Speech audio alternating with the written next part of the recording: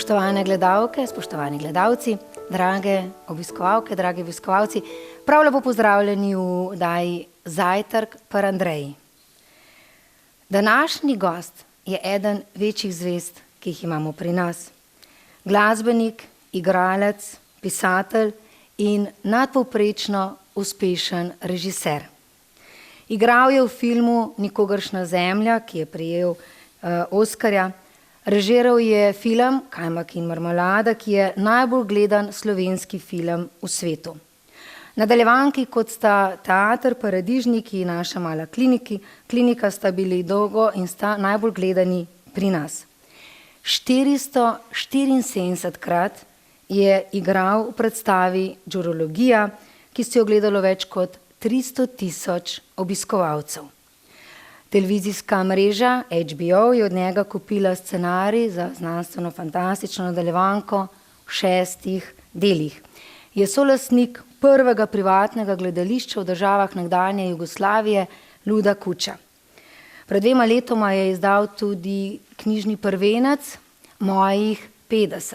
Še več bi lahko naštevala in res izredno sem počaščena, da imamo tako zanimivega, zabavnega, hkrati pa uspešnega gosta.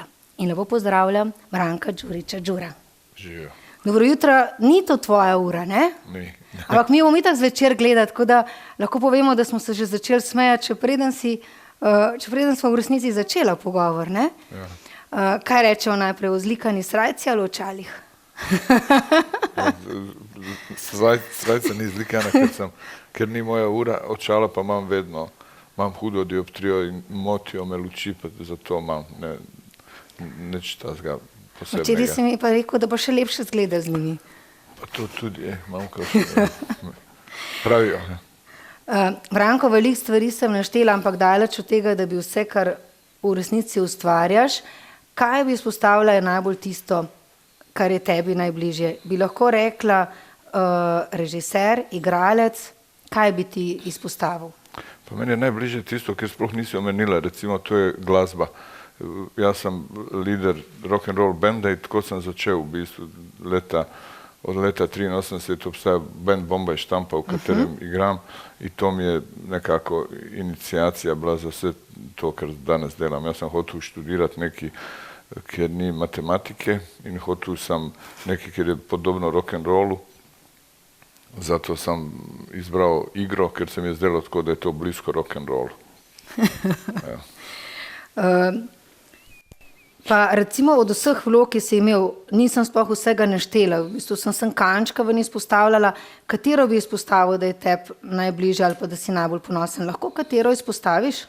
Pa seveda mislim, ta No Man's Land in Oscar ti spremeni življenje. Enkrat, ko igraš glavno vlogo v filmu, ki dobi Oscara, nič več ni kot prej. Takrat sem rado zanimiv tudi zunaj meja bivše domovine.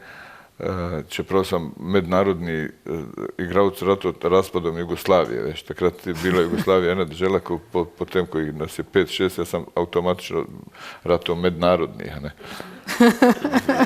Zdaj pa po Oskarih sem dobil razne agente v Ameriki, v Italiji, v Angliji in sem začel tudi zunaj delati, tako da sem naredil kar veliko filmov, največ v Italiji in v bistvu najbolj sem ponosen na ta del, ker sem posnel 10 filmov, ki so zelo bili odmevni in nagrade sem tudi dobil za vloge v teh filmih. Tukaj je to manj znano, ampak meni je to tako ta drag košček mog delovanja. 474krat si do zdaj stal z Džurologijo, s katero si potoval po vsem svetu, od Amerike do Avstralije. Na letalu v bistvu si to okup spisal, čeprav je to nastajalo veliko prej. Ne? Kaj pomeni samo za to predstavo toliko krat stati na odru? Pa jutri nadaljujem, mislim, še vedno igram to predstavo, imam že razprodane vse v Ludi Kuči, to je moje to gledališče, ki sem imela, imam razprodane naslednjih 5-6 predstav do konca marca meseca, se mi zdi. In fascinantno je to, da se folk prepozna v tej predstavi, da radi to gledajo in da pridejo pogledati. Jaz govorim, v bistvu to ni klasični stand-up, to jaz govorim o zadevah, ki me nervirajo v življenju. Potem sem opazil, da vse naše ljudi iz našega regiona nervirajo podobne stvari, zato se nekako razumemo. Je pa tako, mogoče deluje na prvi vtis ali pa osebe, ki te ne poznajo, da je tebi vse lahko. Vstopiš na oder, pa kar tako nekaj poveš, pa se ljudje smejo. Ne? V resnici je pa, ti si sam izpostavil, za vsem tem, kar ustvarjaš, kar delaš, izredno veliko dela, znanja, izkušenj in ni tako lahko vedno kar stopiti na oder. Da, ne bi rad mistificiral svoje delo, ampak mislim, da je komedija zelo, zelo resna zadeva. In v bistvu me tako včasih me prizadene to, da ljudje mislijo, da je komedija kao lažji žanr. Ravno nasprotno, komedija je, verjemte, teži žanr. Prava, kvalitetna komedija je teži žanr. Ker ti danas smo pričali temu, da marsikaj lahko skriješ pod umetnost. Kao. Greš gledati predstavu, v kateri nagi igralec se valja po tleh, se maže s krvjo, veš, in ne upaš reči, da to ne razumiješ kaj dela, ampak rečeš, a to je sigurno umetnost. I zdaj marsikaj nam podvale tako pod umetnost, kao to je neki.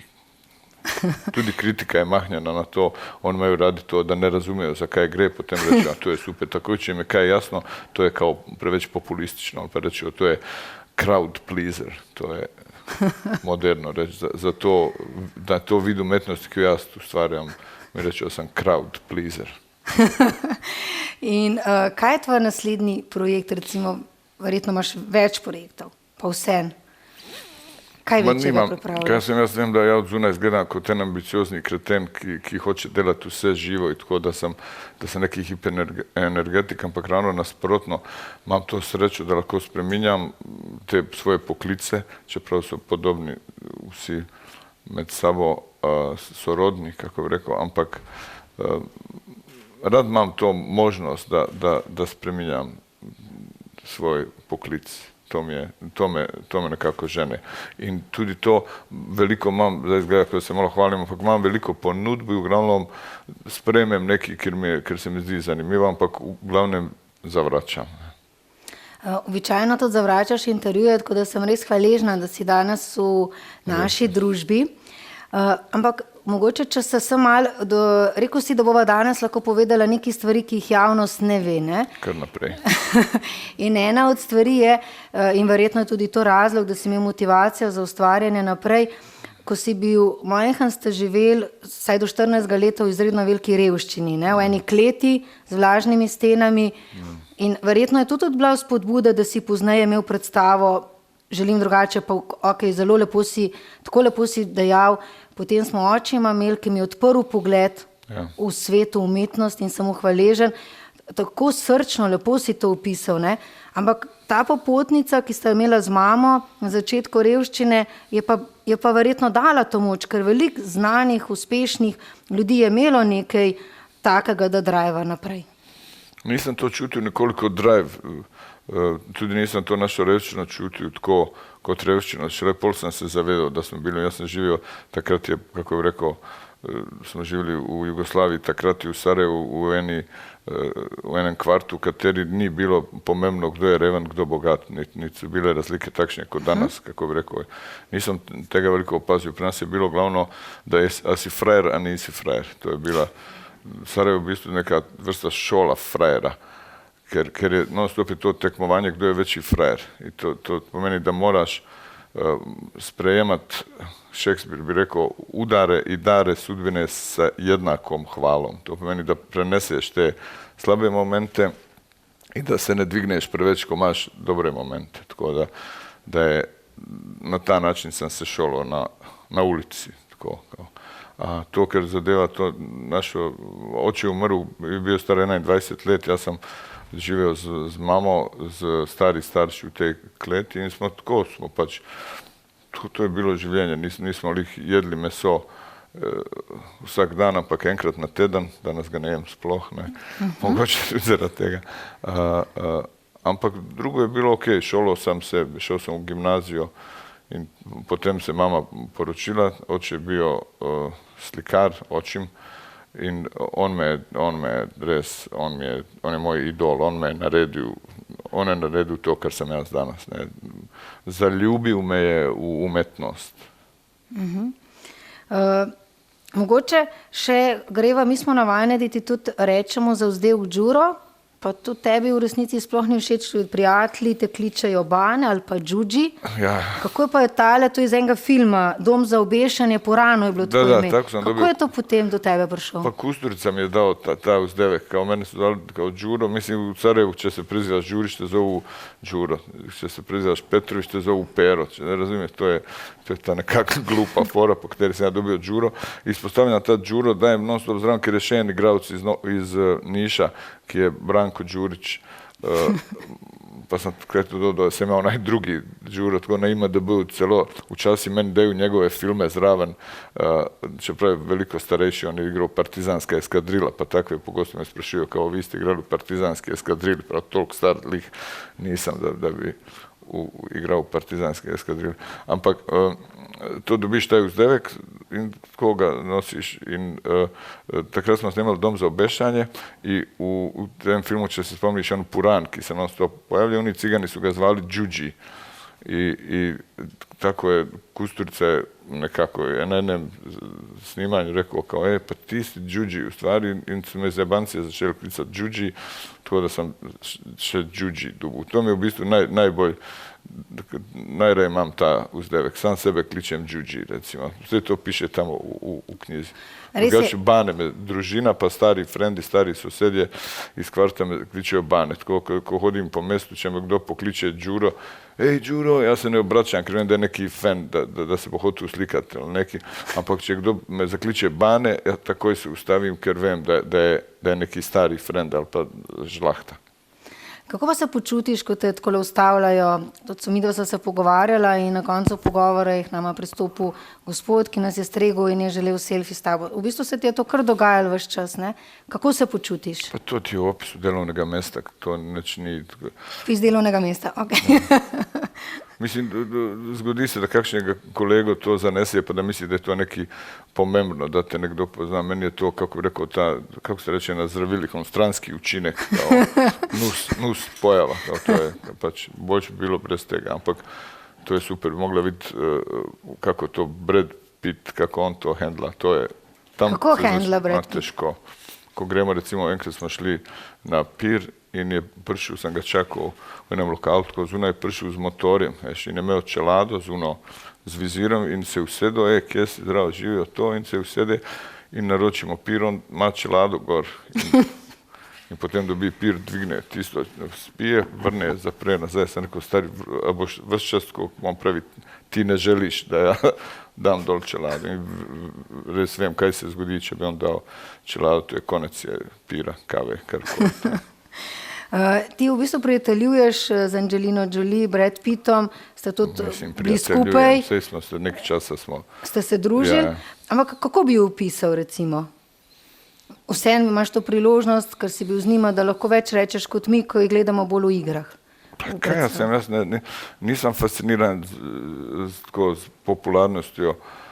Mene fasciniraju ljudje kot ljudje, tako neke te ljudske osobine, te, kako se reče, vrline. I on, ta dva res to imata, zelo sta tako socijalno ozaveščena i socijalno inteligentna, ker je, ko te vpraša kako si, to su oni tisti ljudje, ki res misli, res vpraša kako si, nisu formalisti. Ona je, zelo su izobraženi, tako, Brad me, ko smo se spoznali, prvo kar mi je rekao, je bilo par sočnih psovki balkanskih, ker je prvi film, ki je snimao je Živko Nikolić, to je bilo leta 82, recimo, on je kot mlad študent igrao u filmu Živka Nikolića u Crni Gori. Ja sam mislio da se on tudi ne spomni, ta film tudi nije bio neki opažen, on igra ga pač Američana klinca, međutim on me spraševao za vse po imenih za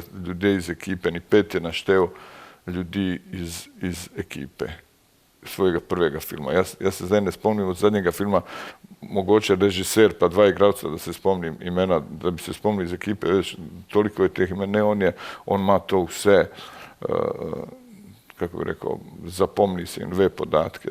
Pred kratkim je neki na Pop TV je bio neki en dečko, ki je bio neki u Hollywoodu, pa je srećao Brad Pitta, ne vem, neki su ga na Pop TV sprašvali o čem ste se pogovarjali, pa je rekao ja o Đurotu, jer me spraševao, jer on takoj ve, kao ko si Slovenija, on se naveže, tko on po cijelom svijetu u vse ima podatke, tko da na ta način je, kako bi rekel, socijalno inteligentan. Tako bi te rada še zraven dodatno vprašala, pa drugače je v redu? Je fejst? Je, ti bi se zaljubila sigurno, tako malo je tako stidljiv, malo tako u tla gleda, ko se pogovarja. To pa je njegov prstan, drugače, to mi je on poklonil, taj prstan, evo, če ti je to kaj zanimljivo. Aha, zakaj ti ga je pa poklonil? Ker dobil si tudi kitaro od Angeline za 50. rojstni dan. To, kar si mi pokazal, tudi v knjigi imaš s posvetilom zadaj. Zakaj si prstan dobil? Pa tako si pač prijatelji si kaj poklonil en drugmu, tudi jaz sam njemu. Aha, lepo, zelo lepo in pozorno hkrati. Ja. Če se dotaknemo tvoje knjige, v bistvu je človek požira, ko bere, uživa. V bistvu, mogoče se tebi zdi običajno, ne? Ti si napisal mojih 50, začel si kar si se spomnil, si začel pisati, ampak zgodbe noter, ko jih opisuješ, še ko srajco kupuješ, na pultu ležiš pa ti sponke, te varnostne dol jemlje. To ni klasičen način. Tebi se zdi, da je vse normalno, ščite čuden gledati, ko opisuješ, ampak je ti da znak, vse v redu, to je normalno. V bistvu vsaka zgodba, vsaka stran je humorna. Te pa se je zdelo samo normalni opis. Je, samo čeprav to je, sve veš sama, sve pišeš, veš kako je osvobajoče pisati, sploh ko pišeš o sebi, tako je ena vrsta psihoterapije, autogene, ker ko sam to pisao, sam sigurno 4-5 krat sam se toliko razjokao, toliko sam se tudi smejao. Nekako ko sebe daš tako na papir, ko neke svoje stvari daš van, je osvobajoče. Osvobajoče. Knjiga je v bistvu doživela že 3 ponatise in zdaj si predstavljaj, da bi še iz tvojega življenjepisa naredili tako uspešnico, ki jo ima Tina Turner, recimo v knjigi, ki je res zanimiva, ker tvoja bi bila več kot kos. S tvojim zgodbam, midva se še par dotaknava, si že pomislil kaj o tem? Pa mislim, vse noter že veliko tega, ne vem, kaj bi še... Še veliko je. Ti v resnici, ko sem rekla, da bova snimala vdajo, si me najprej vprašal, v katerem nadstropju sem, ker hodiš vedno peš. Da. In se bojiš, v bistvu imaš strah pred zaprtimi prostori že od nekdaj, pa smo pa še eno zanimivo zgodbo z dvigalom. Ja, zdaj bomo vse moje probleme. Pa ni problem. Ne, hecam se, vse to ne skrivam, bojim se lifta, ja. In to danes si prišel peš, ne? Peš, seveda, tudi če bi bila še eni par nastropi. Ampak to pomeni, da vsak hotel, ko prideš, gaš vedno peš? Vedno, zadnji sem na švedskem, ponavadi imam v Rajderu, tamo da moram biti v nižjih, pa oni nisu prebrali Rajdere, pa sem bil na 14. nastropju. In sem pač šel peš, malo se vleče, ampak... Ko so se pogovarjali, si rekel, da se lahko še nekih stvari dotakneva. Poglej, takole deluje. Javne, znane osebe za nas delujete, da imate popolna življenja, v resnici pa je logično, da ste tudi samo vi tudi ljudje.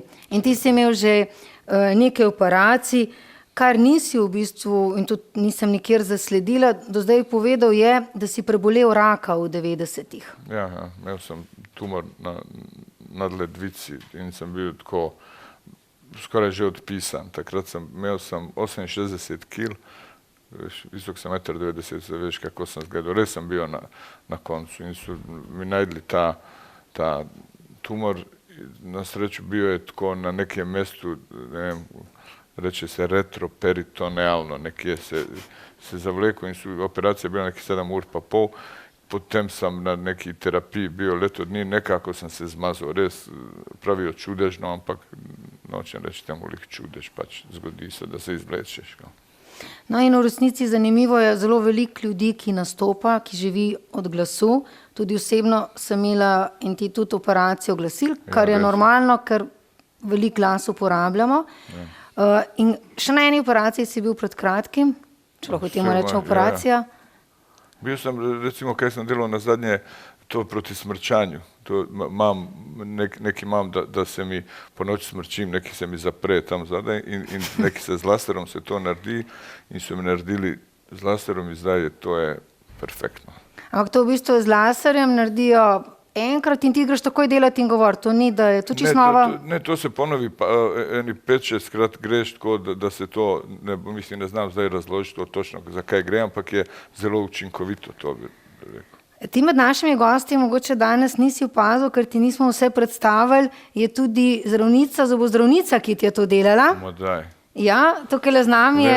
Evo, Aleksandra, Aleksandra Križaj-Dumić. Daj, živijo, čekaj, moram te pozvati. Kako ste skrili? Kako je navdušen?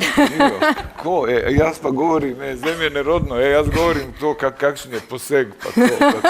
No, ti povej, Aleksandra, kako je, kaj si mi naredila, da ne smrčim. Aleksandra je namreč, mogoče, da sem povem, to ni klasična zobozdravnica, to je zobozdravnica, ki uči po celem svetu zobozdravnike o laserski uporabi, tudi drugih naprav. Kaj pa so zdaj, recimo, če mi dva malo strnava, kaj so pa zdaj naslednji podvigi, ki se jih bo šlo, to ti recimo si tudi omenil, da rad igraš, doma imaš celo zbirko kitar, kaj zdaj razmišljaš so naslednje stvari, ali pa kaj boš zdaj delal, zdaj greš to, takoj si že zaseden, greš naprej nastopati, ne? Ja, danes grem v Zagreb, to gledališče, ker imamo, to je zdaj velika obveznost, v glavnem sem non-stop na potezu Ljubljana-Zagreb, jutri pa igram predstav, potem v nedeljo grem na eno turnejo Bosna i Srbija, nekih 10 nastopov. Tudi koncert imam kmalu, veliko, mislim, preveč v vsakem primeru. Ampak recimo je hkrati zanimivo, moram povedati, da sem bila fascinirana, ko si mi skuhal izjemno kavo, z veliko pene še zraven dodal in ko si to delal, si hkrati še kosilo za hčerko pripravil, ker si rekel, da si zdaj oča samo hranila za 2 meseca. Tanja je šla na eno snemanje. Tako, ampak kosilo si v redu naredil, vmes si se pogovarjal, razmišljal sem nekaj, kaj pa to ono tretje, neverjetno, veliko pa vse bilo zabavno. Tudi zabavno bilo, kako si avto potem vozil. Ja, sploh. Ne, veš sem v kuhinji, zavrtim se, ker jaz sem bil, ne vem, če to ti nisem povedal, jaz sem bil kuhar. Eno leto, ne? Da, 1 leto na ladji sem delal kot kuhar, to je prvi neki moj poklic, končal sem, v vojski sem bil, v JNA sem končal šolo za kuhare in sem potem delal kot kuhar. In še hkrati malo zaigraš, v bistvu lahko rečemo, da si popoln sanjski moški. Hvala. In mi smo zelo veseli, da smo te lahko gostili.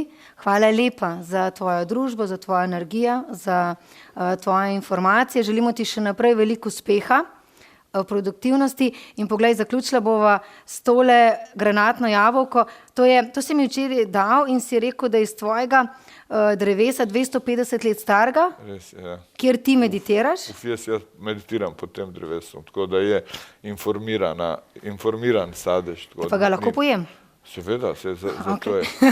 Tudi Bredu Panželin sem poklonil. To nekih 20 teh sadežev na vsako leto dobi, tako da je Ne nekaj posebnega. Še enkrat hvala lepa. Pa ne sem tudi si rekel, da tudi meditiraš pod drevesom, tako kot je treba kitaro oglasiti. Moraš to od sebe. Da, veliko meditiram. Končal sem tudi to transcendentalno meditacijo. S tem se ukvarjam že dolg časa. V bistvu res dajaš prevelike kriterije za vse, ki jih hočemo pisati kot sanjske moške. Hvala lepa. To je veliki kompliment in obvezujoč je. Nisem sanjski, zelo sem navaden tako in na tleh. Hvala lepa, res. Hvala lepa tudi vam, drage obiskovalke, cenjeni obiskovalci, za vašo energijo in drage gledalke, cenjeni gledalci. Hvala lepa vam za vašo pozornost. Zajtrk, ki ga gledate zvečer, želim vam srečno.